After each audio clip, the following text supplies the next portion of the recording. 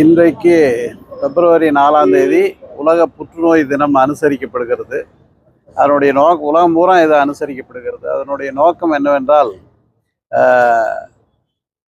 புற்றுநோயை வருமுன்னே கண்டறிதல், ஆரம்ப நிலையிலேயே கண்டறிதல், அப்புறம் முற்றிய நிலையில், அது வெவ்வேறு ஸ்டேஜில் முற்றிய நிலையில் அதுக்கு எப்படி வைத்தியம் செய்வது என்பது பற்றியும், ரொம்ப முற்றி போய் டெர்மினல் ஸ்டேஜில் மக்களுக்கு எப்படி அவர்களை பாதுகாப்பது என்பதை பற்றியும், அதனால் புற்றுநோயால் பாதிக்கப்பட்டவர்களை பாதுகாப்பது என்பதை பற்றியும் ஒரு விழிப்புணர்வை ஏற்படுத்துவதற்காக இன்றைக்கு உலகம் முழுவதும் புற்றுநோய் தினம் அனுசரிக்கப்படுகிறது.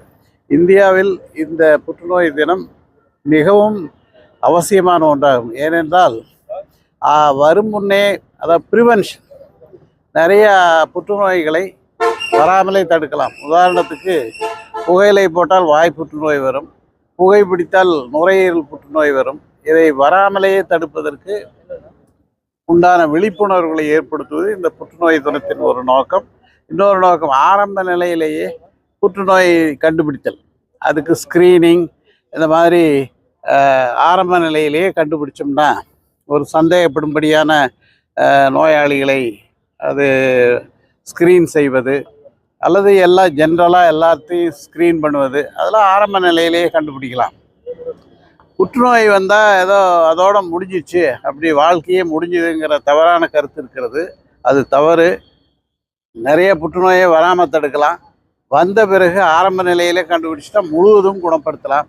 இந்த விழிப்புணர்வெல்லாம் ஏற்படுத்துவதுதான் இந்த புற்றுநோய் தினத்தின் ஒரு நோக்கமாகும்.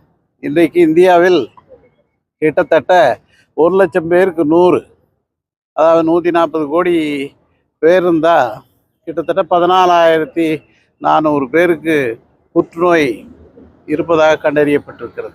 நாளுக்கு நாள் இந்த புற்றுநோய் அதிகமாயிட்டே வருது.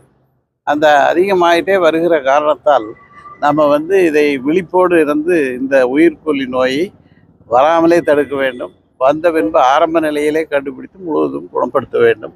அப்படி பண்ணால் முழுசாக புற்றுநோயிலிருந்து விடுபடலாம். பெண்களை அதிகமாக பாதிக்கப்படும் புற்றுநோய் மார்பக புற்றுநோய், அதுக்கு அடுத்தாப்படி கருப்பை வாய் புற்றுநோய், மற்ற ஆண்களுக்கு வருகிற நுரையீரல், வயிறு, மற்ற பெருங்குடல், அனைத்து புற்றுநோய்களும் பெண்களுக்கும் வரும். அதில் மார்பக புற்றுநோயை வரும் முன்னாலேயே தடுக்க முடியும். யாருக்கு வரக்கூடிய சாத்தியக்கூறு இருக்குதுன்னு கண்டுபிடிச்சிட்டு அலசி பார்த்துட்டு